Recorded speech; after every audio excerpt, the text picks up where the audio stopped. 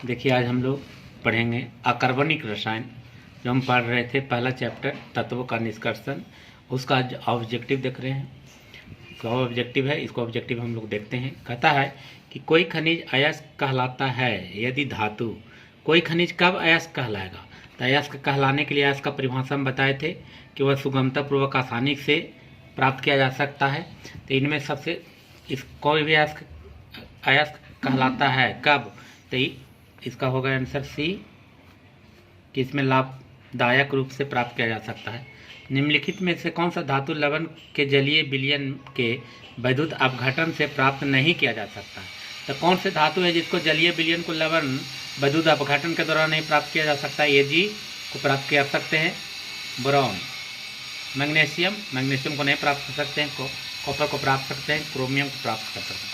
Sulphide अयस्क के सांद्रण की विधि क्या है? तो फेन उत्प्लावन विधि। सल्फाइड अयस्क का सांद्रण फेन उत्प्लावन विधि के द्वारा करते हैं। मंड परिष्करण में प्रयुक्त होता है, तो मंड परिष्करण में प्रयुक्त होता है किसके लिए? तो धातु के शोधन के लिए। पाइराइट से कॉपर के निष्कर्षण के दौरान प्राप्त धातु मल मुख्य रूप से क्या होता है? FeSiO3। बॉक्साइड के शोधन में प्रयुक्त विधि क्या है? तो बॉक्साइड के शोधन में प्रयुक्त विधि निक्षालन। धातु कर्म में प्रयुक्त खनिजों की मृदा अशुद्धियां कहलाती है धात्री। वैद्युत अपघटन प्रयुक्त होता है, तो वैद्युत अपघटन में विद्युत लेपन और विद्युत शोधन ये दोनों प्रयुक्त होता है। अर्थात कहने का मतलब ए और बी। मैक अथर्क विधि किसके लिए प्रयुक्त होता है? चांदी के लिए।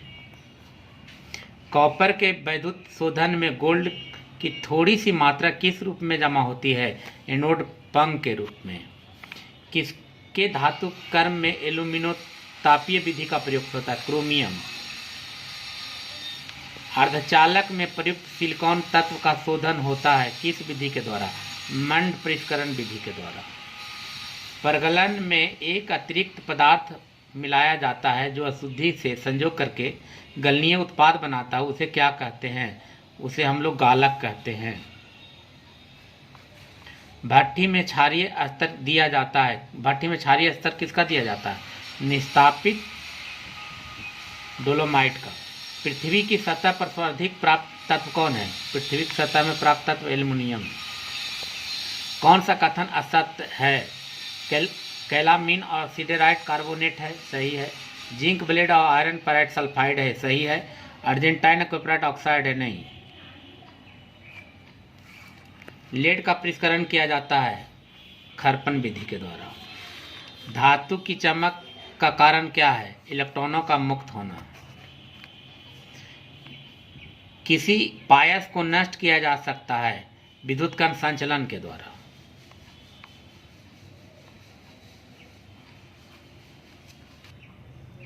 साइनाइड विधि से सिल्वर का निष्कर्षण किया जाता है। आयरन का महत्वपूर्ण अयस्क कौन है? हेमेटाइट। एल्युमिनियम निष्कर्षण के वैद्युत अपघटनी विधि में प्रयुक्त किया जाता है किसका? इमल्सिफायर का। रिनाइनी परिमार्जक एजेंट है। रिनाइनी कौन है? एल्युमिनियम ऑक्साइड और एल्युमिनियम हाइड्रोक्साइड का गालिक मिश्रण। आयरन का निष्कर्षण में प्रयुक्त उत्पन्न धातु मल कौन है? Calcium silicate. सल्फर को दूर करने के लिए पाइराइट का गर्म किया जाना कहलाता है भर्जन। निकेल का शोधन उसके किसी यौगिक के उष्मीय अपघटन से होता है? कार्बोनिल। भूपट्टी पर सर्वाधिक मात्रा में प्राप्त तत्व कौन है? तो भूपट्टी में सर्वाधिक प्राप्त भार के अनुसार कौन है? ऑक्सीजन। जलीय एल्यूमिना को निर्जल एल्यूमिना में बदलने की प्रक्रिया क्या कहलाती है? निस्तापन।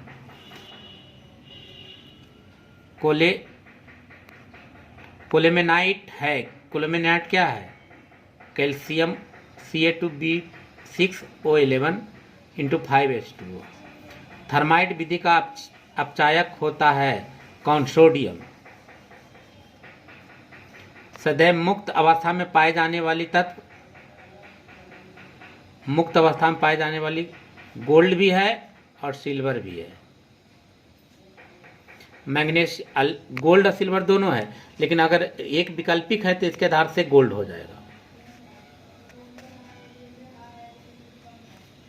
मैग्नीशियम के निष्कर्षण में धातु कर्म में प्रयुक्त होता है तो वैद्युत गलित लवण का वैद्युत अपघटन।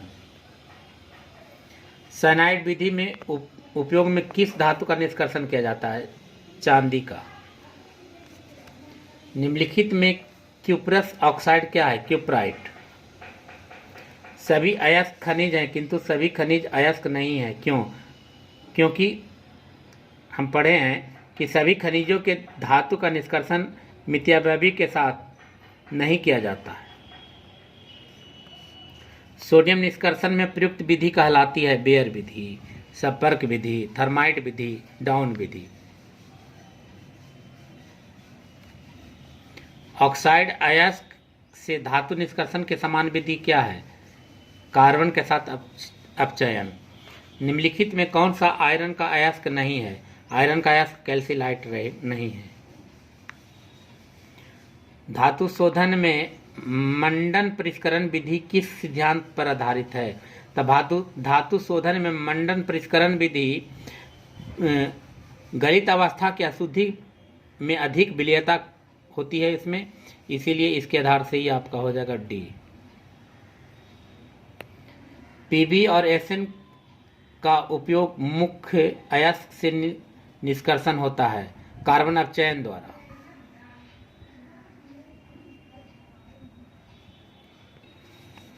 निम्नलिखित में कौन सा मैग्नीशियम का अयस्क नहीं है? कैलामीन। जिंक ब्लेड से जिंक का निष्कर्षण क्या कहलाता है? भर्जन के साथ अपचयन।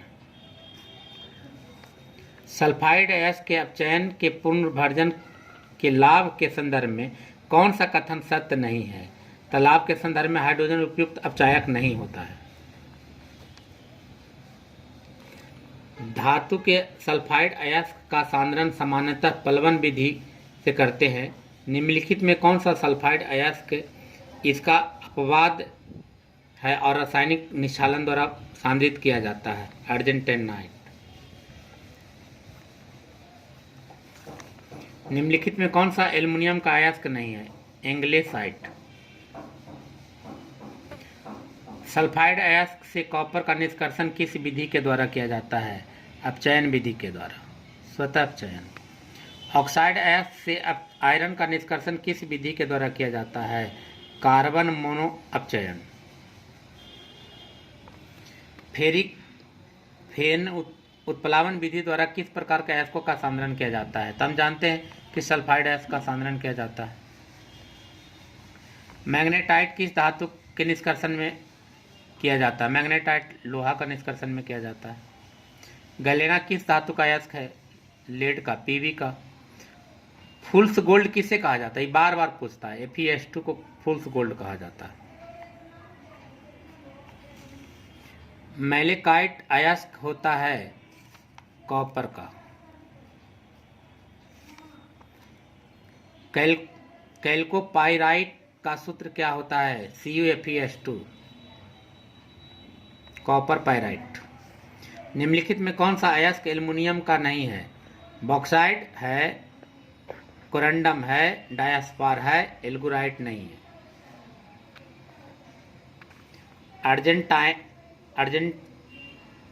अर्जेंटाइट से सिल्वर का निष्कर्षण किस विधि के द्वारा किया जाता है?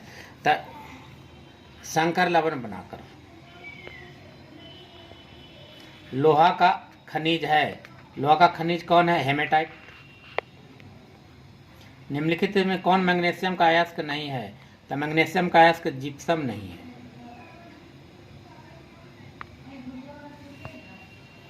मैलेकाइट अयस्क का सूत्र CuOH2 इंटू CuCO3 होता है, मैलेकाइट का सूत्र।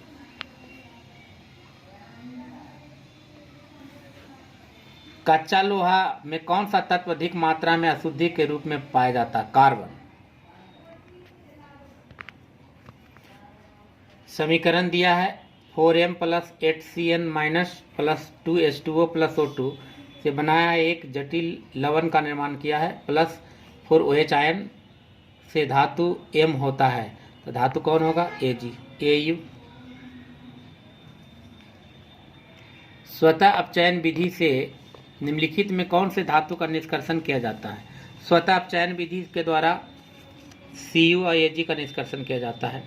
जब AgCl को KCl के साथ प्रतिक्रिया कराई जाती है तो एक जटिल लवण का निर्माण होता है। गुरुत्व पृथक्करण विधि से सांद्रित किया जाता है हेमेटाइट का।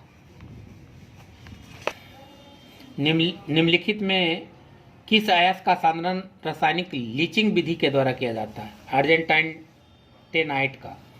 स्वतः अपचयन विधि से निम्नलिखित में किस धातु का निष्कर्षण नहीं किया जाता है? लोहा का। फेन उत्प्लावन विधि किस अयस्क का सांद्रण किया जाता है? तो फेन उत्प्लावन विधि में हम जानते हैं कि साइनाइड अयस्क का सल्फाइड अयस्क का सांद्रण किया जाता है, जो सिनेबार है। लोहे के निष्कर्षण में बात भट्टी में धातुमल में का निर्माण किस तापक्रम पर होता है? तो ये लोहे के निष्कर्षण में बात भट्टी में मध्य में प्रक्रिया होती है, मध्य का रिएक्शन होता है। और मध्य का रिएक्शन होता है जो 800 से लेकर 1300 डिग्री ताप तक होता है, यानी कि 800 से 1000 डिग्री ताप। इस्पात का लाल तप्त कर धीरे धीरे ठंडा करने की विधि क्या कहता है? एनीलिंग कहलाता है। सोने से Cu और Ag अशुद्धि से बाहर निकालना क्या कहलाता है? तो इसमें Ag को बाहर किया जाता है किस विधि के द्वारा? तो अशुद्ध सोना के H2SO4 के साथ उबाल कर, ये भी सही है। अशुद्ध सोना के साथ H2SO4 के साथ उबाल कर, ये भी सही है, यानी विद्युतीय विधि के द्वारा नहीं। बी और सी दोनों। कार्बन अपचयन विधि से निष्कर्षण किया जाता है किसका? लोहा का। किस सल्फाइड अयस्क में फेन उत्प्लावन विधि का प्रयोग किया जाता है? तो सल्फ्यूराइड फेन उत्प्लावन विधि का प्रयोग नहीं किया जाता है। तो अर्जेंटाइनाइट इसका किया जाएगा, गलेना का भी किया जाता है, कॉपर पायराइड का भी किया जाता है, सल्फेनाइट का नहीं किया जाता है। Ag2S से Ag के निष्कर्षण में किस प्रतिकारक का प्रयोग किया जाता है? तो किस उपयोग किया जाता है? तो ऑक्सीजन की उपस्थिति में AgCN का परिवर्तन। हॉल विधि के द्वारा प्रतिकारक को किसके साथ मिश्रण किया जाता है? तो हॉल विधि में Na3Al F6 क्रायोलाइट का। सल्फाइड अयस्क से धातु का निष्कर्षण में निम्नलिखित में किस यौगिक का Cu2O का अपचयन किया जाता है? तो Cu2S। ब्लास्ट फ्यूनेंस के निम्नलिखित में कौन सी अभिक्रिया उष्मा शोषी होती है? तो कैल्शियम कार्बोनेट अपघटित होकर टूट जाता है 1000 डिग्री ताप पे। अयस्क से गंधक अशुद्धि को हटाने के लिए वायु में उपस्थित गर्म करने की विधि को क्या कहलाता है? जारन। निम्नलिखित में किस धातु का विद्युत शुद्धिकरण द्वारा शुद्ध किया जाता है? एल्युमिनियम। जर्कोनियम का शुद्धिकरण में किस विधि का प्रयोग किया जाता है? तो आपको हम बताए थे आपके बान आर्केल की विधि कि जर्कोनियम को आयोडीन के साथ करेंगे तो जर्कोनियम टेट्राआयोडाइड बनाएगा, जिसे 1800 केल्विन ताप पर करेंगे तो जर्कोनियम अलग हो जाएगा, आयोडीन अलग हो जाएगा। यह है बान आर्केल की विधि। बान आर्केल की विधि में शुद्ध किया जाता है जर्कोनियम और टाइटेनियम का, हमेशा याद रखिएगा। किस विधि से द्रवित सोडियम हाइड्रोक्साइड को विद्युत विच्छेदन कर सोडियम प्राप्त किया जाता है? कास्टनर विधि के द्वारा। जिंक के विद्युत शुद्धिकरण में किसका प्रयोग किया जाता है? अम्लीय जिंक सल्फेट का उपयोग इलेक्ट्रोड के रूप में किया जाता है। फफोलेदार तांबा को क्या कहते हैं? शुद्ध तांबा नहीं, सॉरी, कॉपर जिसमें 1% अशुद्धियां रह जाती है, यानी कि जो 99.9% शुद्ध हो जाता है, उसे हम लोग क्या कहते हैं? फफोलेदार तांबा। इसका मतलब 1% इसमें अशुद्धियां रह जाती है। किस विधि से अशुद्ध धातु को शुद्ध नहीं किया जा सकता है? मॉन्ड विधि, इसके द्वारा शुद्धिकरण किया जा सकता है। बान आर्केल की विधि के द्वारा भी शुद्धिकरण किया जाता है। द्रवीकरण के द्वारा भी शुद्धिकरण किया जाता है। एमाल्गेनेशन विधि के द्वारा नहीं किया जा सकता।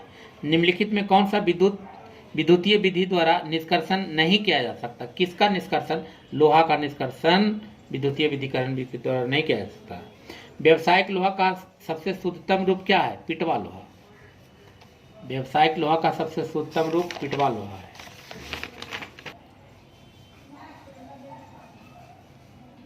अगला कर, चलो कर। जोन रिफाइनिंग विधि के द्रवित जोन क्या है? धातु के तुलना में अशुद्धि अधिक रहती है। निम्नलिखित में कौन प्रद्रवण विधि में व्यवहार किया जाता है? तब प्रद्रवण विधि में कार्बन के साथ अभिक्रिया कराएंगे।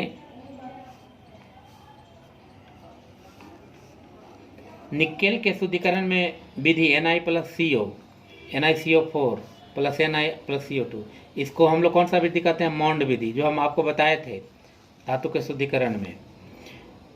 NaAgCN में Ag प्राप्त करने के लिए किस धातु का प्रक्रिया कराई जाती है? जिंक का।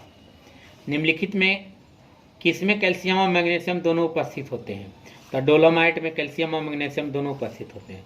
कार्नालाइट के विद्युत विच्छेदन से प्राप्त किया जाता है मैग्नीशियम और क्लोरीन।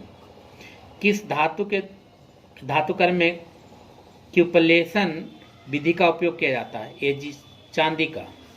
सोना आसानी से घुल जाता है, तो सोना आसानी से किस में घुल जाएगा? जलीय KCN और O2 में। निम्नलिखित में कौन सेट सही है? तो जर्मन सिल्वर Cu Zn और C नहीं, गलत है। सोल्डर Pb और Al गलत है। गन मेटल Cu Sn और Zn और Sn ये सही है। कॉपर के निष्कर्षण में बेसेमर कन्वर्टर से में प्रयुक्त होने वाली प्रक्रिया क्या कहलाती है? तो कॉपर के एक तांबा का निष्कर्षण का लास्ट पॉइंट है Cu2O + Cu2S से Cu अलग हो जाएगा, SO2 अलग हो जाएगा। निम्नलिखित में किस धातु के निष्कर्षण में एल्युमिनियम का उपयोग किया जाता है? तो एल्युमिनियम के निष्कर्षण में Mn और क्रोमियम दोनों का प्रयोग किया जाता है, ये दोनों।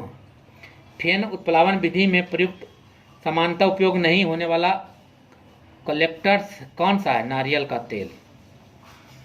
फेन उत्प्लावन विधि में तारपीन का तेल का प्रयोग करते हैं, अम्लीय वसा का प्रयोग करते हैं, जैंथेन का भी प्रयोग करते हैं, लेकिन नारियल का तेल का प्रयोग नहीं करते हैं। कौन सा झाग स्टेबिलाईजर का कार्य करता है? तो झाग स्टेबिलाईजर का कार्य आपको क्रेसॉल भी करता है और एनिलीन भी करता है, अर्थात B और C दोनों, A और B दोनों। निम्नलिखित में कौन निस्तापन में व्यक्त होता है? तो निस्तापन में वायु की अनुपस्थिति होती है, तो वायु की अनुपस्थिति है, तो वायु की अनुपस्थिति का रिएक्शन MgCO3 है। जारण का मुख्य कार्य क्या है? तो जारण का मुख्य कार्य है आपको अयस्क में ऑक्साइड में परिवर्तन करना, ये भी कार्य सही है इसका। और उड़नशील अशुद्धि को बाहर निकालना, ये भी कार्य सही है, अर्थात आपका आंसर हो जाएगा D। इस प्रकार आपका पूरे चैप्टर का 100 ऑब्जेक्टिव है। 100 ऑब्जेक्टिव हमने कर लिया। फिर हम लोग देखेंगे अगले वीडियो में अगले चैप्टर का अगला ऑब्जेक्टिव। तब तक के लिए धन्यवाद।